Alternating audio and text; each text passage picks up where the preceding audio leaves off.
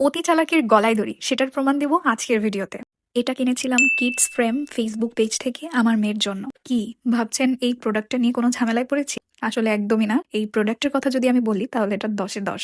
এই মোল্ডের material silicon এবং এটা মাল্টি শেপ হওয়ায় বাচ্চাদেরকে খুব সহজেই অ্যাট্রাক্ট করা যায় এবং বাচ্চারাও খুব খুশি হয়। এখন আসি মেইন কাহিনীতে। কাহিনীটা হলো, আমি যখন প্রোডাক্টটা হাতে পাই আমি ভীষণ খুশি হয়ে যাই। আমি যেমনটা এক্সপেক্ট করেছিলাম তেমনটাই পেয়েছি আসলে। তারপরে চলে গেলাম সোজা কিচেনে, কারণ মেয়ের জন্য বানাবো অরেঞ্জ গামিজ। আর এদিকে তো আমি কখনোই গামিজ বানাইনি, সেদিকে তো আমার খেয়ালই নাই। আর আমি যে ইউটিউবে গামিজের রেসিপি দেখবো সেই ব্যাপারেও আমার মাথা ব্যথা ছিল না।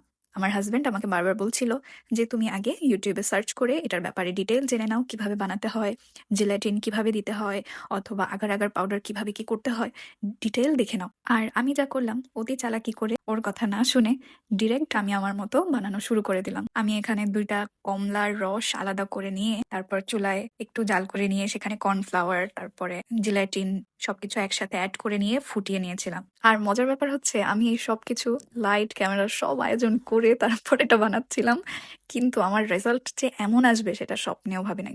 যাই হোক, আমার রেজাল্ট আসলে একদমই ভালো ছিল না। এটা আসলে মোটেও গামিসের মতো হয়নি, একদম পানি পানি ছিল, যার কারণে পরবর্তীতে আমি এটার আর ভিডিও করিনি। পরে আমি ভাবলাম যে যেমনই বানাই না কেন একটা ছোট্ট একটা এক্সপেরিয়েন্স আপনাদের সাথে শেয়ার করা যাক।